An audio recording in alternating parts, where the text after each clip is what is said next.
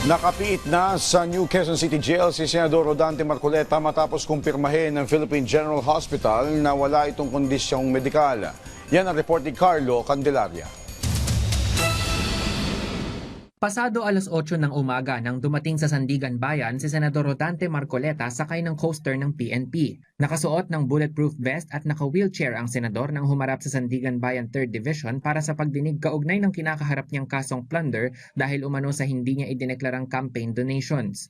Kasama rin niyang dumalo sa hearing ang mga kapwa-akusado na sina dating Anak Kalusugan Party List Representative Mike Defensor at mga negosyanteng sina Joseph Espiritu at Aristotel Viray na mga umano'y nag-donate ng pera kay Marcoleta. Binasahan na ng sakdal sina Defensor, Espiritu at Viray at lahat sila ay naghain ng not guilty plea sa kasong plunder.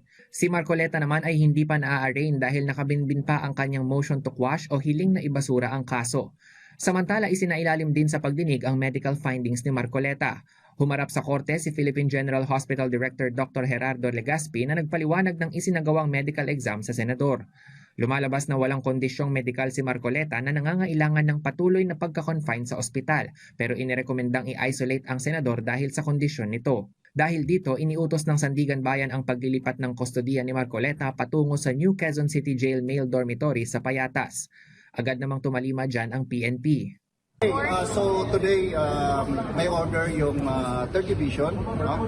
That commitment order na si Senator Marcoleta ay dadalhin sa New Payatas, Quezon City Jail. So we will be abiding with it. I already coordinated with the chief ng Payatas City Jail na dadalhin namin ngayon. Kailangan may isolated siya, di ba? Dahil nga sa karamdaman niya.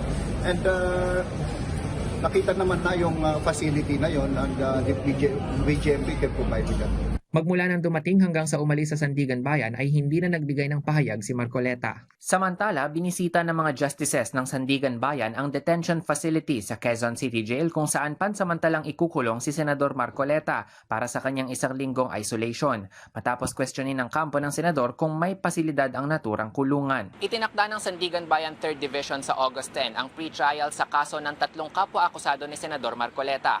Sa ngayon, mananatili muna silang apat sa New Quezon City Jail sa Payatas habang dinidinig ang kanilang mga kaso. Carlo Luis Candelaria para sa Bayan.